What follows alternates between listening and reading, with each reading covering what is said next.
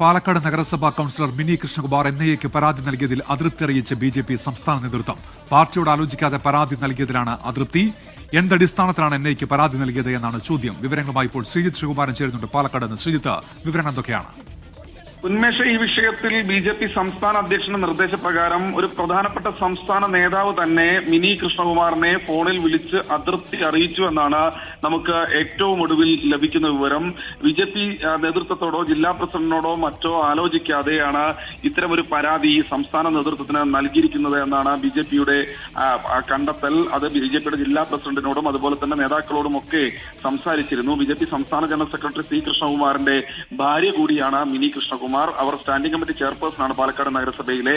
എന്തായാലും മിനി കൃഷ്ണകുമാറിനോട് ഇത്തരം കാര്യങ്ങൾ ഇനി ആവർത്തിക്കരുത് എന്ന് താക്കീത് നൽകിയതായാണ് നമുക്ക് ലഭിക്കുന്ന വിവരം. ഇക്കാര്യത്തിൽ ഒരു പരസ്യ പ്രതികരണം ഇനി നടത്തരുത് എന്നും പറഞ്ഞതായും വാർത്തകളുണ്ട്, റിപ്പോർട്ടുകളുണ്ട്. എന്തായാലും ഈ